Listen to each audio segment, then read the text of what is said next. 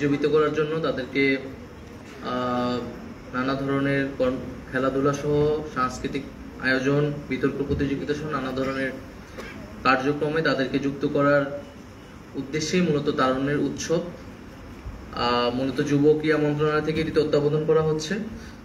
তারা অক্লান্ত পরিশ্রম করেছে এতদিন, এবং আমি তথ্য সম্প্রচার মন্ত্রণালয় এবং পিআইবি সহ তথ্য সম্প্রচার মন্ত্রণালয়ের অন্যান্য দপ্তর যারা রয়েছেন সংযুক্ত, যারা এই কাজের সাথে সহযোগিতা করেছেন, তাদেরকে ধন্যবাদ জানাচ্ছি। সকলের সহযোগিতা এবং পরিশ্রমে আজকের অনুষ্ঠান আমরা একটা সমাপ্তির মধ্যে দিয়ে যেতে পারছি।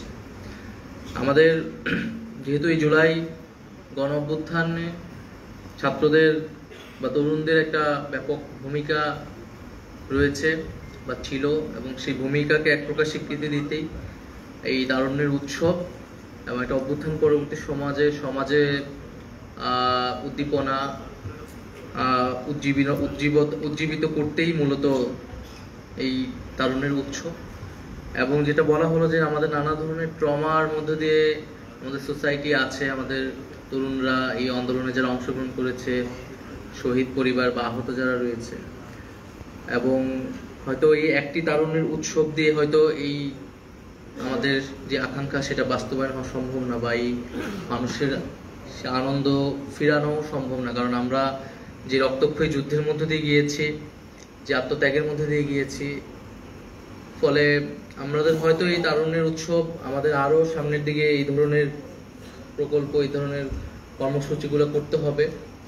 তবে আমাদের যে ট্রমা, আমাদের যে আকাঙ্ক্ষা, সেটা মূলত বাস্তবায়ন হবে, আমাদের বেদনা দূর হবে জাস্টিসের মধ্য দিয়ে। আমরা যখন এই যে গণ অভ্যুত্থান, এই গণ অভ্যুত্থানে সংঘটিত যে অপরাধ, সে অপরাধের বিচার আমরা দৃশ্যমান দেখব, এবং গত 15-16 বছরের যে নানা ধরনের অপরাধ এবং এই অত্যাচার নিপীড়নের ফলে যে বঞ্চনা সমাজে তৈরি হয়েছে, মানুষ যখন সেই বিচারগুলো দৃশ্যমান হবে সকলের সামনে, আমি মনে করি তখনই এই ট্রমাটা দূর হবে অনেকটা। এবং পাশাপাশি আমাদের যেই পরিবর্তনের লক্ষ্যে আমরা এই গণ অভ্যুত্থান, যেটাকে আমরা বলতেছি এখন যে আমাদের রাষ্ট্রের সংস্কার করতে হবে, অর্থাৎ মানুষ একটা পরিবর্তন চেয়েছে বা একটা পরিবর্তন চায়। মানুষ আর আগের ব্যবস্থায়, আগের মতো যাতে না হোক বাংলাদেশ, সেটাই মানুষের কামনা। যে আরেকটা আওয়ামী লীগ, আরেকটা শেখ হাসিনা বাংলাদেশে কখনোই তৈরি না হোক, এমনভাবে রাষ্ট্র কাঠামোর এবং সমাজের বদল তৈরি করা, পরিবর্তন তৈরি করা। ফলে আমাদের যে গণতান্ত্রিক প্রতিষ্ঠানগুলো ধ্বংস হয়েছে, সেই প্রতিষ্ঠানগুলোকে একটা ভিত্তি দেওয়া, আমাদের মানুষের যে মত প্রকাশের অধিকার ভুলণ্ঠিত হয়েছে, আমাদের মিডিয়ার স্বাধীনতা, এই সব কিছুই এমন একটা সিস্টেমের ভিতরে আনা যাতে ভবিষ্যতে সেইটার এই স্বাধীনতার যাতে বাধা দেওয়াটা এত সহজ না হয়। ফলে সেই পরিবর্তনের লক্ষ্যেই আমরা এগিয়ে চলছি। ফলে আমি মনে করি এই বিচার এবং পরিবর্তন, সংস্কার, এটি যত দৃশ্যমান হবে তত সমাজে আমাদের ট্রমাটা দূর হবে, আমাদের যে আনন্দ উজ্জীবনা, আমাদের যেটা বিজয়ের আনন্দ আমরা 5 তারিখে অনুভব করেছিলাম, সেই অনুভূতি আমাদের মধ্যে আবারও ফিরে আসবে। তো সেই জায়গা থেকে আমাদের তারুণ্যের উৎসবকেও আমি ধন্যবাদ জানাচ্ছি ওই কর্মসূচির জন্য। আর পাশাপাশি আমাদের এই গণ অভ্যুত্থানের যে নানামুখী আকাঙ্ক্ষা তৈরি হয়েছে এবং তরুণরা যে জেগে উঠেছিল, এইটা শুধু বাংলাদেশ না, আমরা জানি পুরো পৃথিবী এটাতে আলোড়িত হয়েছে। এই গণ অভ্যুত্থান পৃথিবীর অন্যান্য দেশেও গণ অভ্যুত্থান বা ছাত্র গণ আন্দোলনে প্রভাব বিস্তার করেছে। ফলে পুরো পৃথিবীব্যাপী আমরা একটা তরুণ শক্তি বা একটা তারুণ্যের জোয়ার আসলে দেখতে পাচ্ছি। এখন এই তারুণ্যের জোয়ারকে আমাদেরকে ইতিবাচকভাবে কাজে লাগাতে হবে, উদ্ভাবনী এবং সৃজনশীল শক্তিতে রূপান্তর করতে হবে। তাহলে আমাদের দেশ আসলে উপকৃত হবে।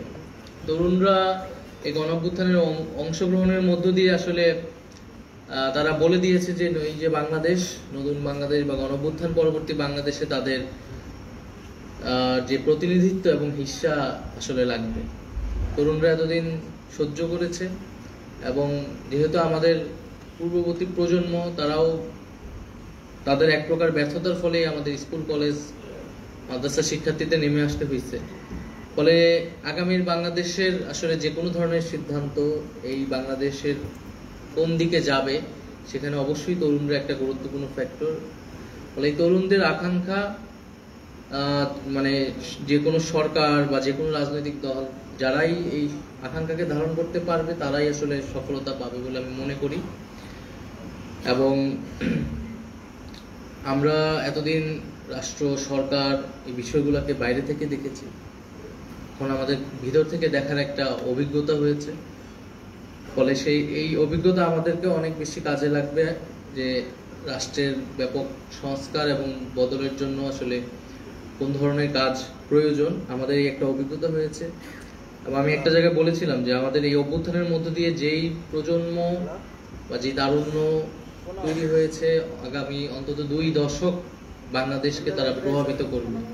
রাজনীতি, সমাজ, সংস্কৃতি, অর্থনীতির নানা ক্ষেত্রে, সমাজের সকল ক্ষেত্রে তাদের একটা প্রতিনিধিত্ব এবং নেতৃত্ব আসলে তৈরি হবে। তো আমাদের এটাই আকাঙ্ক্ষা যে আমাদের তরুণের শক্তি ইতিবাচকভাবে কাজে লাগুক, গঠনমূলক কাজে আমরা এই শক্তিকে ব্যবহার যাতে করতে পারি। আমাদের বিশ্ববিদ্যালয়গুলোতে আমাদের যে ধরনের ছাত্র রাজনীতি আমরা দেখে এসেছি, সেই ছাত্র রাজনীতির অবসান না ঘটুক। আমরা ইতিমধ্যে সেই ধরনের আলামত দেখতে পাচ্ছি, তবে এটা আমাদের জন্য অনাকাঙ্ক্ষিত হবে। আমরা চাই যে পক্ষেরই দোষ থাকুক না কেন, এটা সুরাহা করে আমাদের ক্যাম্পাসগুলোতে যাতে বেশি শক্তি নির্ভর যে ছাত্র রাজনীতি, সেটার যাতে আমরা সেই সংস্কৃতির আমরা বদল ঘটাতে পারি এবং প্রকৃত অর্থে ছাত্ররা দেশের জন্য, ছাত্রদের পক্ষে রাজনীতি করবে এবং নিজেদেরকে আগামীর বাংলাদেশকে নেতৃত্ব দেওয়ার জন্য গড়ে তুলবে। এটাই আমাদের আকাঙ্ক্ষা এবং আমাদের অন্তর্বর্তী সরকারের পক্ষ থেকে আমরা চেষ্টা করতেছি তরুণদেরকে নানামুখী কাজে যুক্ত করার জন্য এবং তরুণরা যে স্বপ্ন দেখেছে, আমরা যে স্বপ্ন দেখেছি, সেই স্বপ্নটা যাতে, সেই সম্ভাবনাটা যাতে আমরা ধরে রাখতে পারি, সেটাই আমাদের কামনা। আমরা গত 15-16 বছর ধরেই, শুধু জুলাই গণঅভ্যুত্থান নয়, আমরা 15-16 বছর ধরেই নানা ধরনের অত্যাচারিত ছিলাম। সেই এবং সমাজে এখনো সেই ফ্যাসিবাদের দোসররা নানান জায়গায় রয়ে গেছে।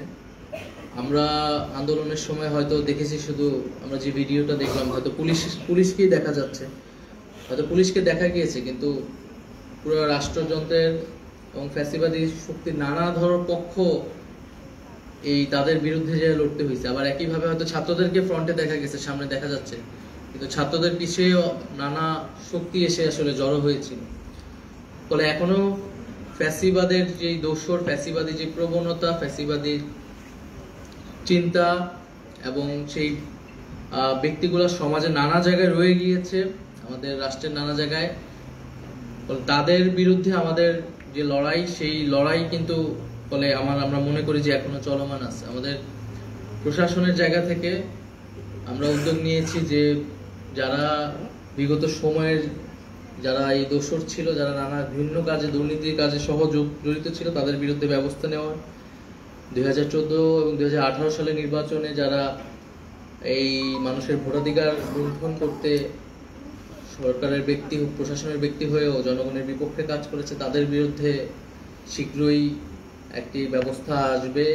এবং একইভাবে আমরা এরকম সকল পর্যায় থেকেই এই ব্যক্তিগুলোকে বিচারের আওতায় আনতেছি। এবং যারা জুলাই আগস্টেও হত্যাকাণ্ড করেছে, একটা অপারেশন ডেভিল হান্ট চলতেছে আপনারা জানেন, এবং তাদেরকে গ্রেফতার করা হচ্ছে। এবং আমরা আশা করতেছি যে এই যে আমাদের ট্রাইব্যুনাল, সেই ট্রাইব্যুনালের যে বিচার কার্যক্রম, আমরা এই বছরের মধ্যেই বিচার কার্যক্রম দৃশ্যমান দেখতে পাবো এবং শেখ হাসিনা সহ যারা প্রধানতম আসামি, তাদেরকে আমরা বিচারের আওতায় আনতে পারবো। তো আজকের এই সমাপনী উৎসবে অনুষ্ঠানে সকলকে আবারও ধন্যবাদ জানাচ্ছি, কৃতজ্ঞতা জানাচ্ছি এবং যারা এই প্রতিযোগিতায় অংশগ্রহণ করেছেন তাদেরকেও ধন্যবাদ জানাচ্ছি। এবং সকলকে আবারও বলবো যে আমাদের যার যার জায়গা থেকে এই জুলাই গণঅভ্যুত্থানের যেই এই গ্রাফিতি আছে, ফটোগ্রাফি এবং নানা ধরনের যে স্মৃতিগুলো আছে সেগুলো আমরা সংরক্ষণ করব, কারণ এই স্মৃতিগুলোকে আমাদের ধরে রাখতে হবে। এবং এই যে গ্রাফিতি, দেওয়াল লিখন সহ সেই সময়ের যে আমাদের নানা শিক্ষার্থীদের নানা কর্মকাণ্ড, তার মধ্যে দিয়ে কিন্তু শিক্ষার্থীরা তাদের আকাঙ্ক্ষাগুলো আসলে ব্যক্ত করেছে, নতুন সমাজ, নতুন মানুষ এবং নতুন রাষ্ট্রকে তারা কিরকম দেখতে চায়। ফলে সেটা সংরক্ষণ করা এবং সেটাকে আরো ভাবে বোঝা, বিশ্লেষণ করে এবং সে অনুযায়ী আমাদের ভবিষ্যৎ কর্মসূচি ঠিক করা, এটাই আমাদের আসলে উচিত হবে। তাহলেই আমরা এই গণঅভ্যুত্থানের আকাঙ্ক্ষা অনুযায়ী অনেক বেশি করে এগোতে পারব। ধন্যবাদ সবাই। আসসালামু আলাইকুম।